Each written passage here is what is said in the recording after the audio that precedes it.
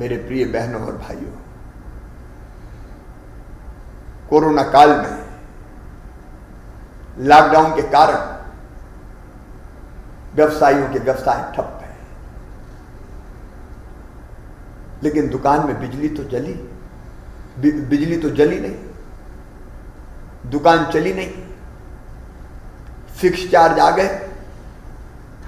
हमने उसका भी रास्ता निकाला है। सभी गैर घरेलू गैर उद्योग की निम्न दाव एवं उच्च दाव औद्योगिक उपभोक्ताओं जैसे दुकानें, शोरूम, अस्पताल, restaurant, marriage garden, parlour, MSME और बड़े उद्योग आदि के माह अप्रैल से जून 2020 तक के फिक्स चार्जों की वसूली हमने स्थगित कर दी है। अक्टूबर माह से 6 किस्तों में बिना ब्याज के जब व्यवसाय चल जाएगा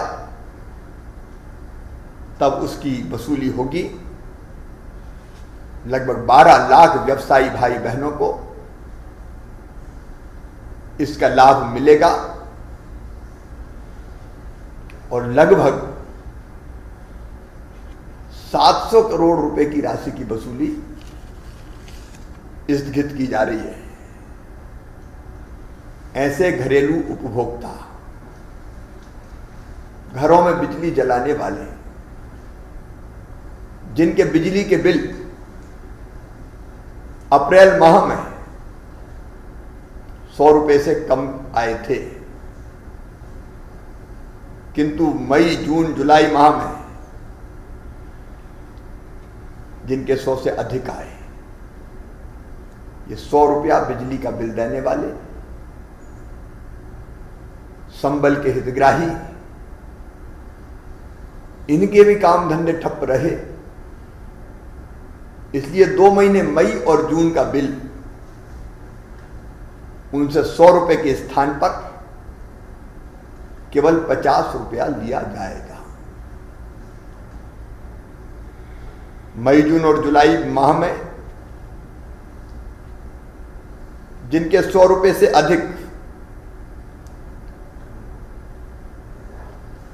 बिल आए हैं, लेकिन 400 रुपए से कम, उन्हें मई, जून और जुलाई माह के बिल की राशि के स्थान पर सिर्फ 100 रुपया प्रतिमाह भुगतान करना होगा। मेरे बहनों और भाइयों, जिन घरेलू उपभोक्ताओं के इससे भी ज्यादा राशि के बिल आए हैं, मैंने ये कहा है कि उनसे केवल आधी राशि वसूल होगी, बिलों की जांच करवाई जाएगी। गलत बिल मैं नहीं लेने दूंगा। मैंने स्वयं सस्ती बिजली की योजना प्रारंभ की थी कि उपभोक्ताओं पर अतिरिक्त बोझ ना पड़े, इसके लिए हर संभव कदम उठाए जाएंगे। जो उपभोक्ता अप्रैल और मई माह के बिलों का भुगतान नियत तिथि तक करेंगे, उन्हें 1% अतिरिक्त प्रोत्साहन राशि भी दी जाएगी। सभी 3 फेस उपभोक्ताओं को लॉकडाउन की अवधि में आवेदन देने के 7 दिन बाद से कॉन्ट्रैक्ट डिमांड में कमी की सुविधा दी गई थी। यह सुविधा लॉकडाउन समाप्त होने के 15 दिन बाद तक की अवधि के लिए चालू रहेगी। संकट के समय सरकार आपके साथ खड़ी है। हमने ये फैसला भी किया है, किसानों को केवल 0% ब्याज पर ही कर्ज दिया जाएगा। बाकी राशि हम भरते हैं अपने खजाने से। पिछली सरकार ने इसे बंद कर दिया था। आज 31 मई है। कई किसान चिंतित थे कि अभी खाते में गेहूं की खरीदने के बाद पैसा नहीं आया, चना मसूर सरसों की खरीदी चल रही है, ऐसे में कर्ज नहीं चुकाए तो ओवरड्यू हो जाएंगे, ब्याज ज्यादा लगेगा। अब वो ऋण चुकाने की तारीख भी बढ़ाकर 30 जून कर रहे हैं, ताकि आपको 0% ब्याज का लाभ लगातार मिलता रहे। और जिन किसानों का सहकारी बैंकों का लोन था, आधी राशि गेहूं की खरीद के बाद काटने की व्यवस्था थी, उसमें भी ये फैसला पहले ही कर लिया कि तत्काल उनको 0% ब्याज पर आधी राशि फिर वापस मिल जाए, तो नगद की कमी उसको ना हो। ब्याज तो अब हम चुकाएंगे, आप चिंता क्यों करते हैं, किसान को कोई दिक्कत ना हो, इसकी हर संभव कोशिश हमने की है। लेकिन लॉकडाउन के कारण मेरे वो व्यवसायी भाई और बहन, छोटे व्यवसायी, गुमटी में, हाट ठेले में, फुटपाथ पर रखकर सामान बेचने वाले, इनके काम धंधे कई दिनों से ठप पड़े हैं। माननीय प्रधानमंत्री जी के आशीर्वाद से एक अभियान प्रारंभ करने वाले हैं। जल्दी हम रजिस्ट्रेशन शुरू करने वाले हैं ऐसे बहनों और भाइयों का। हाथ ठेले, फुटपाथ, छोटी गुमटी, नाई भाई, दर्जी भाई, छोटे छोटे व्यवसाय में लगे लोग जिनका काम धंधा चौपट हो गया है, उनको 10,000 रुपए तक की राशि बैंकों से दिलवाएंगे और उसकी गारंटी हम लेंगे लोन चुकाने की। और प्रधानमंत्री जी के आशीर्वाद से 7% ब्याज भी हम भरेंगे।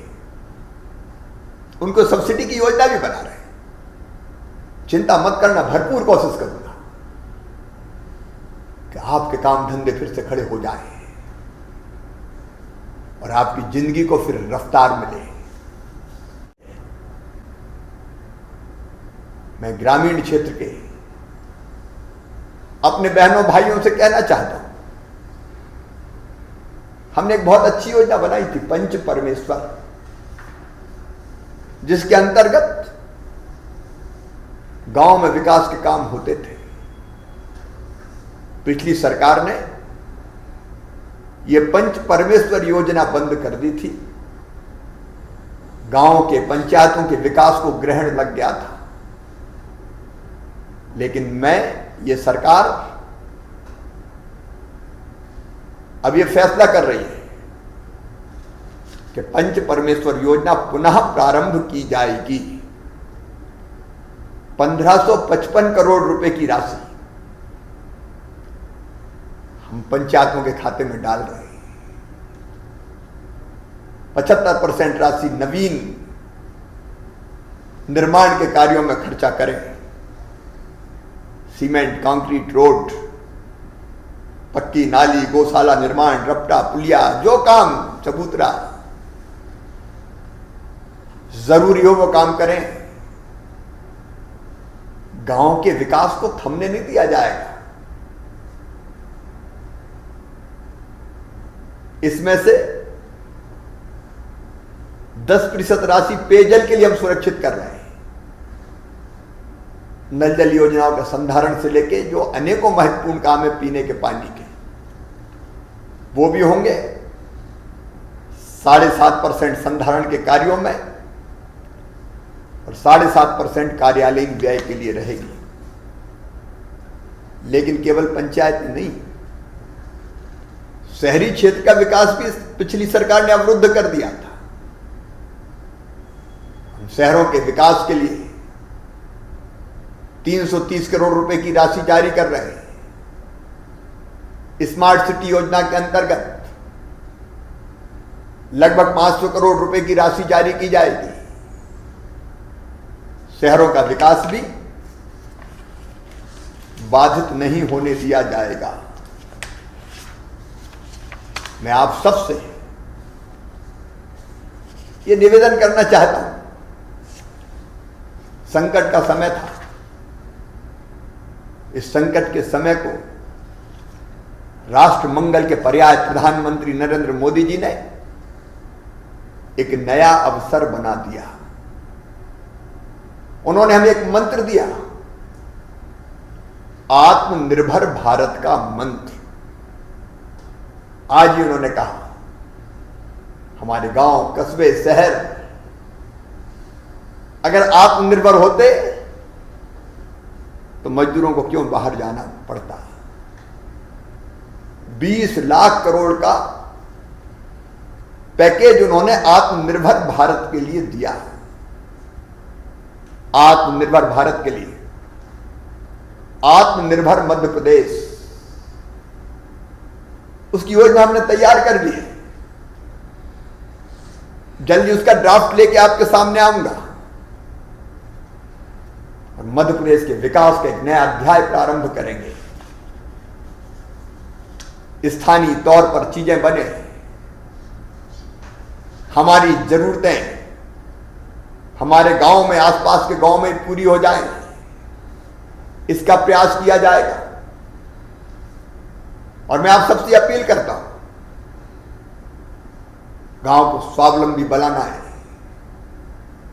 तो अपने गांव में और आसपास बनी हुई चीजों का इस्तेमाल करें। मैं भी भरसक ये प्रयास करूंगा, जो चीजें हमारे सेल्फ हेल्प ग्रुप बनाते हैं, जो चीजें हमारे आसपास के कारीगर बनाते हैं, हमारे आसपास के छोटे छोटे कारखाने बनाते हैं, हम उसका इस्तेमाल करें ताकि हमारी उद्योग खड़े हो सके। आत्मनिर्भर मध्य प्रदेश एक मंत्र है हमारे लिए, जिसको हमको नीचे साकार करना है और हम मिलकर इस काम को करेंगे।